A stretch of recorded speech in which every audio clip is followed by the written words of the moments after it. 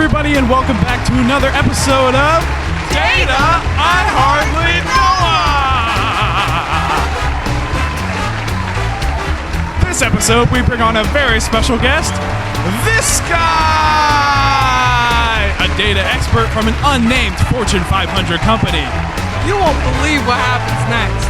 Things are about to get crazy. Stay tuned!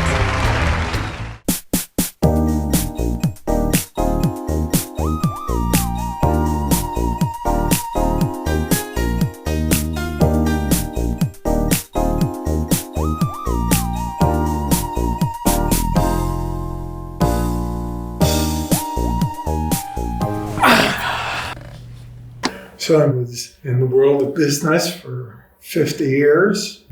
I sold technology and the results of the technology. Group vice president of a Fortune 500 company in the MarTech sector. That's who I am. When I first started, there are elements of that technology still around. A good example is TV. Well, advertising on TV is sort of just like casting a broad net to everybody. It's not really targeted. It's just this one blast of messaging to whoever's in front of it. It's like a shotgun. That is one of the most uneconomical approaches to advertise. It's a shotgun blast. He said the thing. There's a major retailer that I did a lot of work with. They used to send out 58 million messages at a time. Now, if you eliminate children, which you're not supposed to market to anyway, you're probably getting to about 30 to 40% of audiences. This is like casting seed on a stone, and it's expensive. Data has become very pervasive in everything we do. The DoorDash order that you do when you want to get Lyft. This is information that is available now on the net. They're building a little map of you, where you go, what you buy. They got little guys. It's like a game of life. It's like Monopoly, your shoe. Where are you going? What are your destinations? What are your buying patterns? The interval?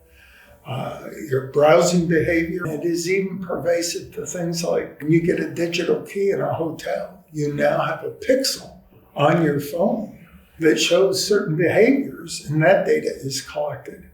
So he's talking about pixels right now, and he's not referring to the pixels in the way that we think of them, just picture elements on a screen.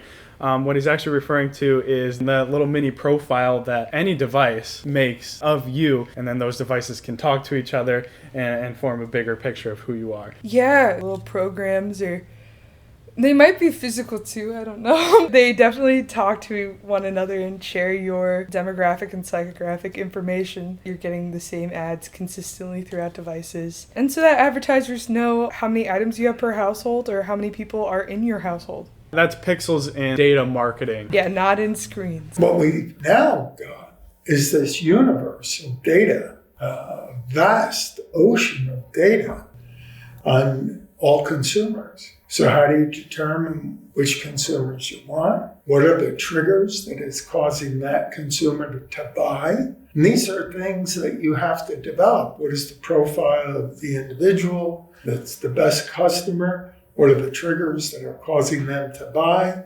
What are the intervals? If you stop and think about the importance of intervals, which is the frequency of purchase, your interval on a car and your interval on, say, frozen food are vastly different. Your trip to your local supermarket is probably no more than once a week. Your trip to a car dealership might be once every 10 years. There are different intervals and different behaviors that will indicate the proper message to the proper individual at the proper time. There's very few things that you can do where there isn't some data element that is tracked. So a lot of people don't really know the scope of information collected. A lot of people just kind of assume it's demographic data. Most of it's behavior patterns, intervals, as just stated. But intervals basically tell you a lot about the lifestyle that person's living. I guess I just didn't realize the scope of how they collect this data, or like the data points they collect was just so deep. You know, they're thinking about things that I would not think about. If I wanted to learn something about someone, I would not say, oh, you take 10 years in between your car purchases. What you do on a day-to-day basis will tell me what you do socially, how much money you make, but how you operate within your means is much more helpful to know. If you think of all these data points as a vast universe that is, for the most part, unrelated to one another, the key are the algorithms that link up appropriate pieces of data to deliver information that is actionable. The big problem over the last 10 years is that the algorithms have been unsophisticated. Processing power has not been readily available. And the tools to manipulate the data are at best generally primitive. So he's so right when he says the tools used for manipulating data are really primitive. They're basically, if you're into Excel at all, you know what a pivot table is. And a pivot table can pivot the data any way you want. So you can take very large data sets and filter by any point that you like. By email or by age, by median house income, by race. Now you know exactly the demographic and psychographic data of the people that you have access to. So he's talking about manipulating the data. Is he talking about, like, as a company, they move the numbers around? No. I know it sounds like, oh, you're getting permission to fudge the numbers. When you talk about manipulating data, you're more talking about permission to format it into different tables. Most places where they have a large marketing program, they will have their own charts that they plug the data into. Usually their data is coming from Google or AWS. Sometimes they get their data from private data brokers. You're taking that data and you're putting it into ways that are easy to read. Maybe instead of a map that shows it by state, it shows by population density. So you're not seeing state lines, you're instead seeing maybe a color gradient map. It's almost easier to try to recount the ways data is not collected. I could flip a light switch. See, they don't know. I would put a poster on the wall. Unlock the door. I don't know if they're collecting that data. They'll never know. When I started, you would have people come in with education's equivalent to a PhD to try to make something out of this ocean of data, which was incidentally expanding exponentially because it touched virtually everything.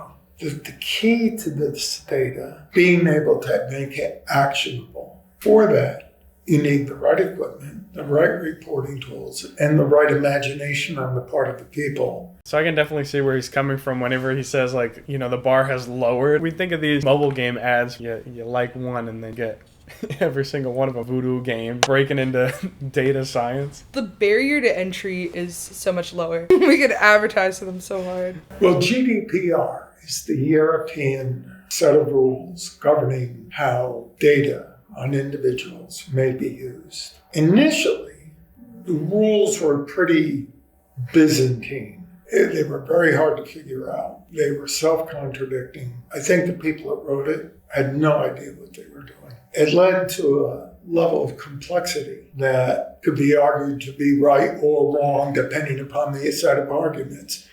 Is this guy done talking? Basically, GDPR required that you as the consumer allowed people to collect the data and a second permission to use the data. Realize how impractical this was. How do you use Lyft without notifying Lyft where you're standing? How do you use a digital key to get into a room without identifying the room and who you are? Otherwise, you just walk into any room in a hotel. I already walk into every room in a hotel. I open any door that's not locked. What ended up happening was you got these broad-based permissions that were solicited by MarTech in particular from virtually everybody. Then marketers all created lists as vast as they could to be able to market. And that is one of the key drivers that you are constantly seeing here in the US. Why do you think everybody's always beating you up to put you on mailing lists? Well, it's partly to sell you product, but it's also to get your permission to be able to consume your data. if you read those things, there's data consumption, data manipulation, permissions, even maybe permission to release to other organizations. So this GDPR stuff reminds me of the new California data privacy laws. I say new, but they've been around a little bit. They require a secondary permission in order to access your data. Thing is, though, the secondary permission, they sneak in a bunch of permissions. Who is reading all that? No one cares to read any of that. The US created a law that was already kind of in play in Europe and not changed much. It's like the Swiss model versus the US model. These are very clumsy laws, have no future proofing, are trying to be vague in order to be blanket legislation, but they just can't be because of the nature of the subject. There has been arguments about cutting that off and saying, all right, you can collect data, but you can't give it to anybody. Well, that isn't going to work because, wait a minute, whose data is this? It's mine. And if I give somebody permission to use it, it's going to be used. And I foresee legislation in the future that may try to limit this. But I have a very hard time believing that the courts are going to allow that decision to be made about your data by other people. I personally don't really care about where my data ends up. You know, if it helps products be more marketable to me, I'm getting something good out of it, you know? I want my ads to be something that I enjoy. Like, I don't want to dread that time. I don't really like the implications of that data being shared where I don't know. I think when I think about data collection, I think of the businesses trying to make more money, and I think that's awesome. I think of the little programmers writing the code, and that's huge that you're able to write this algorithm that can find all these points and market to a specific person. I think it does get a little hairy whenever we start selling this technology to the government. Or they straight up just take it. Oh no. Snowden, no. The children, they yearn for the data transparency. They want it. The first time people can't call a Lyft driver, order from DoorDash, can't pay for something on the internet. The minute you start interfering with that, it's going to blow up in their face. This is potentially one of the biggest political battles that we're going to face in the future.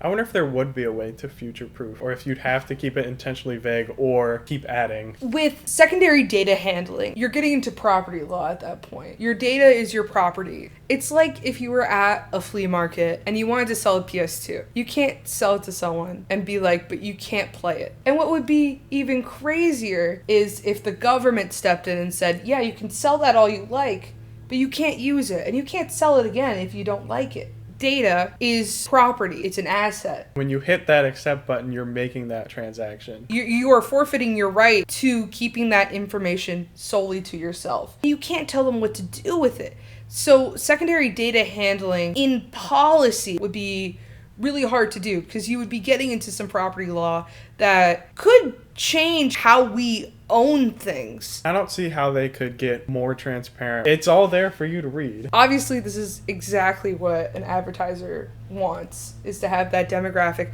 and psychographic data. But where it gets a little dangerous when other people have access to it. Like the government. The government. So what would a future legislation look like if we get to the point where we need, as a society, data transparency? I'd first say you don't think we need it now. I'm fine.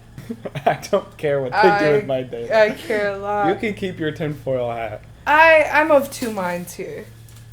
So maybe I'm half tinfoil.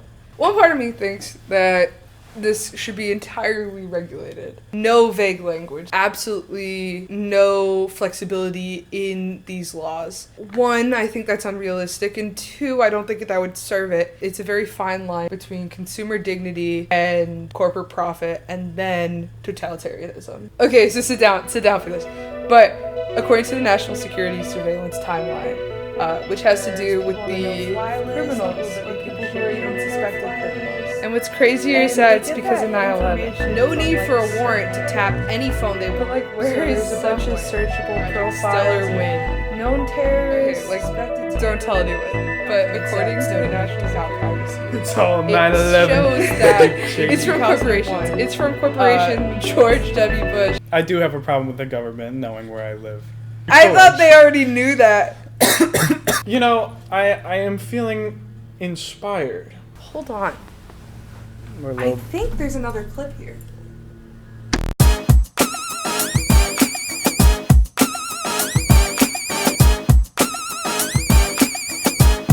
From the beast to the bites, we're breaking the mold. Here to reclaim the privacy, loud and cold. You know it's taking the heart out like Pizzagate. Call me Dick Cheney with my 12 gauge. Love to go hunting, but his aim ain't great. When it comes to Austies, there's no debate.